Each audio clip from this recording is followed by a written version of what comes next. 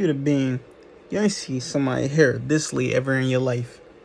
What's going on now, y'all? It's your boy Low So 2.0, the business prophet himself. And today we're going to talk about being a product of your environment. Okay, where do I even start? I'm going to start with this saying that we're all very much familiar with, right? Don't be a product of your environment. I have to say, for starters, this might be the dumbest saying that I ever heard in my life. Why wouldn't you want to be a product of your environment? Oh, I can see why. You're probably thinking because your environment is terrible. So the environment that you came from is bad. The environment that you're in is bad, so you don't want to be a product of it. Well, then change your environment. I cannot stress this enough. The environment is majority of the reason why you end up being successful or not. It is the determining factor. You can only go so much against the current.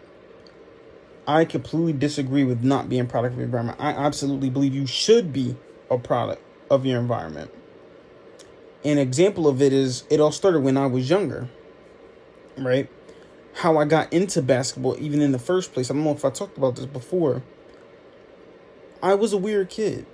I mean, playing Yu-Gi-Oh cards, Pokemon cards with my friends, got the Nintendo DS, playing Pokemon, meeting up, playing Game Boy and stuff. Gamer freak nerd.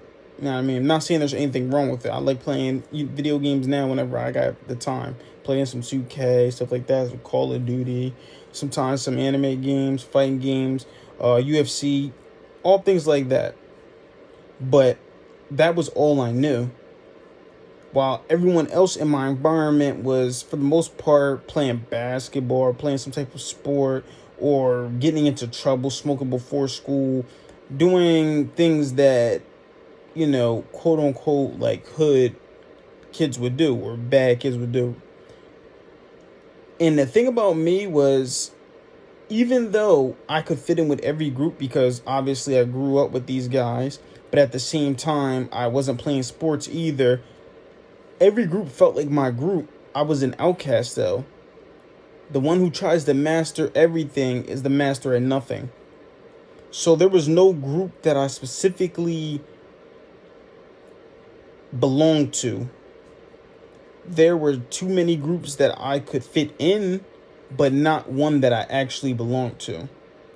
But there was one thing that I did notice between, like, the kids that would get good grades and everything, stay out of trouble, and the ones that were in trouble. Everyone in my environment, for the most part, was playing sports, some way or somehow, some type of sport. And it got to the point where I was pressured to play sports because everyone around me was playing sports. Why not play sports too? Now, no, I wasn't no Kobe Bryant, but I did play because I wanted to be a part of the group. Peer pressure. Peer pressure is real. Everyone succumbs to it.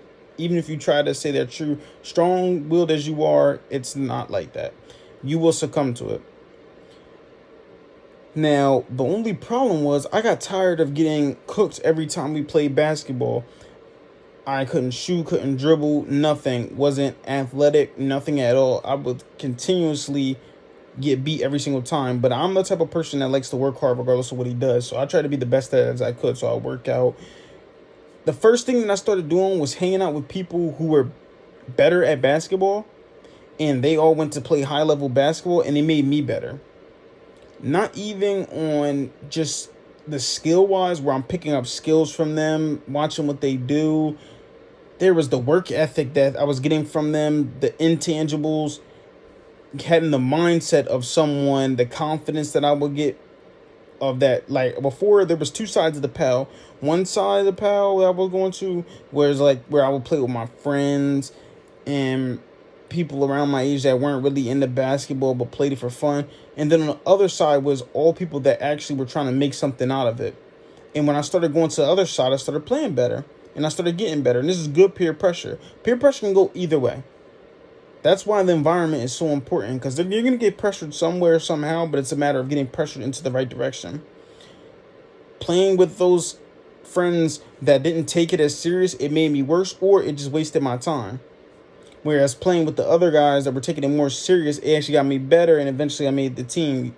First, you played freshman year. 2 years later, ended up playing JV and varsity. Another 2 years after that, starting on a college basketball team. And I would feel bad about it at first because they'll be like, "Oh, Los, like you don't even play on our side no more, or anything like that. Think you're too good for us?" No, not the fact that I would think that I'm too good for that, but I was trying to get better. They were my friends, and sometimes that's the problem with us. We feel like we're obligated to stick around with someone or in some group because of our history together, as opposed to doing what will actually help us grow.